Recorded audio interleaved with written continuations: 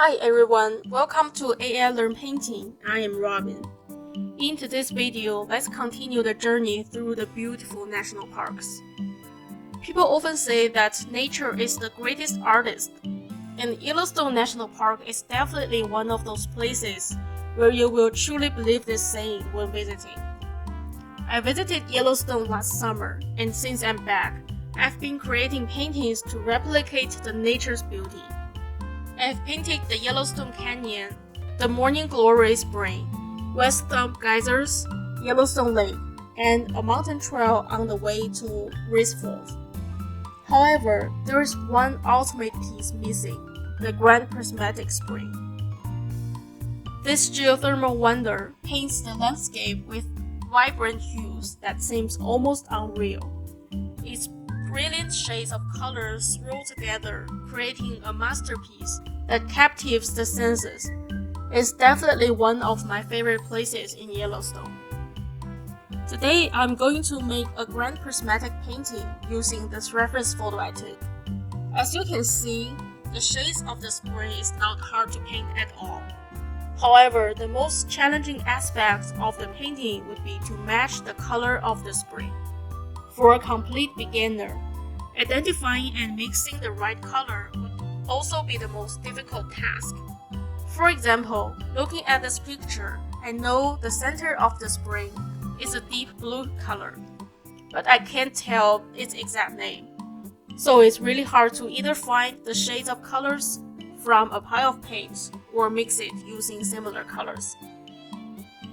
So today I'm going to learn from the master, ChatGPT.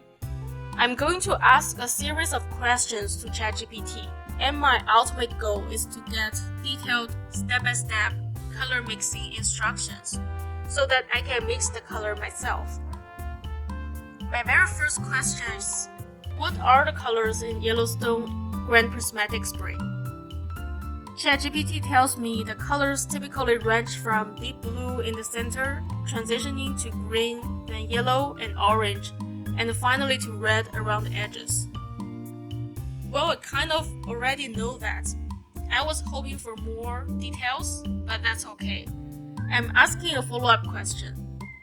What specific shades of blue, green, yellow, and orange? As you can see, ChatGPT actually provides some details, but it's more focused on the type of bacteria that makes the color.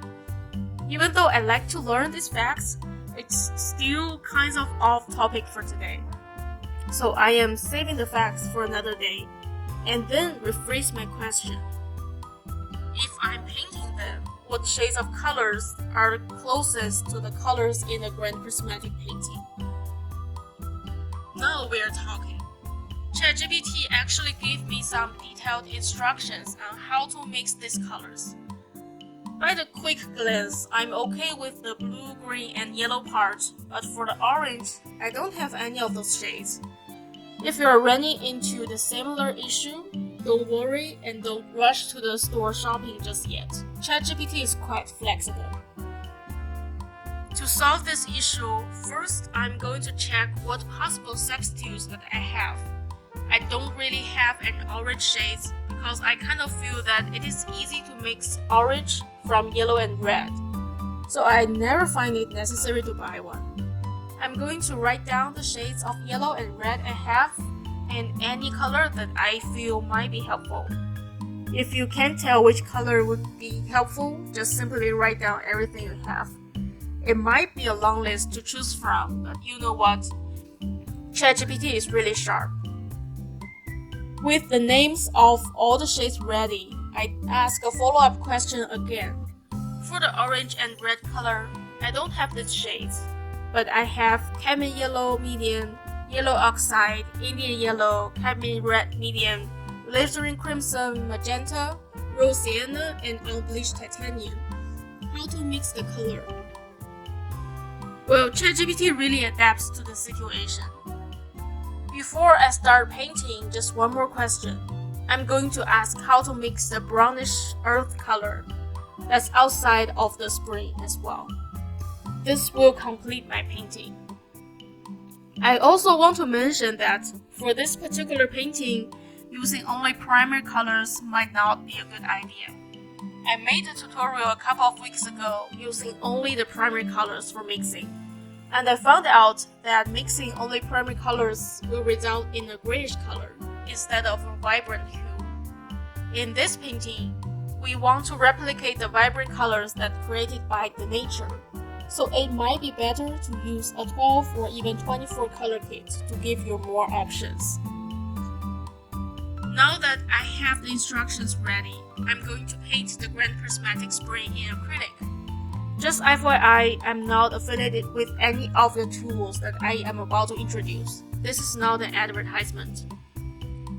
I will be using a 9x12 canvas sheet.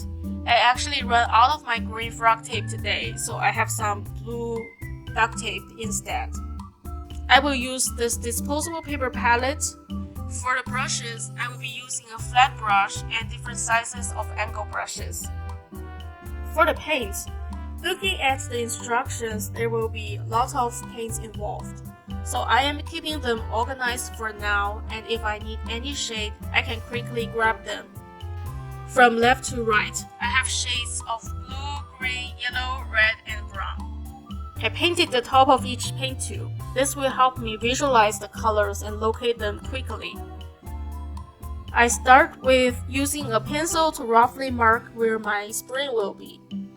For the blue color, ChatGPT says I can use ultramarine blue or phthalo blue. Since I have both, I'm actually going to mix them equally to see the results.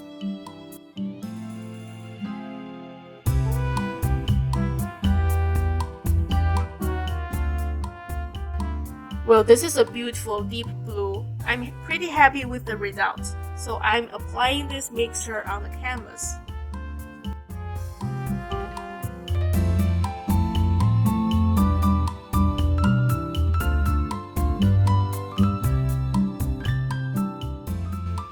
For the green color, I'm following the instructions and mixing sap green with phthalo green. This mixture is a little bit unexpected. I don't think it's close to the color in the Grand Prismatic. Now looking at this reference photo again, I think the green part is kind of turquoise. I do have several shades that are closer to turquoise. So I'm doing my due diligence. I asked the question again. I have cobalt turquoise, bright aqua green, and light blue permanent. How to mix the green color in the Grand Prismatic Spring. With more detailed instruction, ChatGPT changed the answer and now it looks so much better.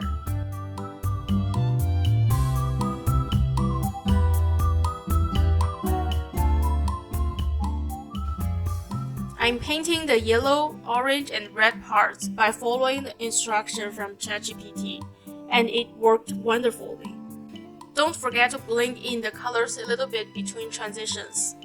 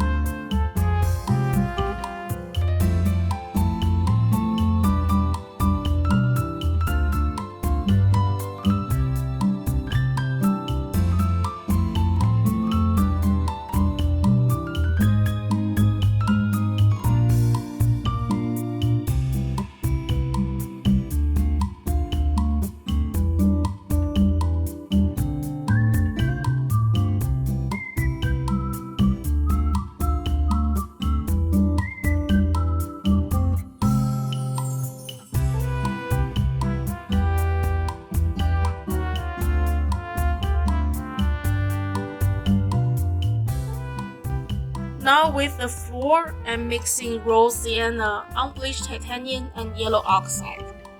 For some darker places, I also add a little burnt amber. You can also make it work with black, Prince gray, or any color that's suggested by ChatGPT. If you're not sure with a certain mixture, just ask. There's no stupid question. Especially when you have an extremely patient and knowledgeable teacher, ChatGPT. Now I'm giving my painting some final touches. I added 2 additional springs or geysers just to replicate the reference photo. I'm also adding the broad work and suggesting 2 persons on it. Finally, I used the transparent mixing white to suggest the steam over one of the springs. Those springs can reach 160 to 175 degrees Fahrenheit at the surface. You don't have to add those details, they're just something I thought might be fun to paint. If you want to introduce more elements to this painting, you can always use Midjourney to explore fun ideas, like adding a bison. If you're interested to see how to use Midjourney to modify a photo and add more fun elements, check out this tutorial. This is the finished painting. There are definitely lots of shades of paint involved in this painting, but the entire process is not stressful at all. By using ChatGPT, I get a step-by-step instruction of how to mix each of the colors I need. Everything went so smoothly. My takeaway for this experiment/painting process is that ChatGPT is really helpful in terms of color mixing. If you're not happy with the answer, you can rephrase the question and ask again, or provide more information, so it will adapt to the situation quickly. By the way, I kind of noticed that my palette is so colorful, so I decided to smash all the colors flat with a palette knife and create this sort of abstract painting. This would also be a fun piece as home decor. You see, creating art is not difficult at all. Everyone is an artist and everyone can paint. Just follow your heart and start today, one brushstroke at a time. I encourage each and every one of you to paint the Grand Prismatic Spring together with me. Use whatever tools you have and whatever shades of colors you have. Ask ChatGPT for instructions. Or you can paint some other scenery you liked using the same method. I would love to see what your painting looks like and what other creative ideas you have. So feel free to share your creations in the comment section below. Let's inspire and support each other on this creative journey. Thank you for watching today's tutorial. Don't forget to like this video and subscribe to our channel for more exciting AI-related painting content. Until next time, happy color mixing and happy painting.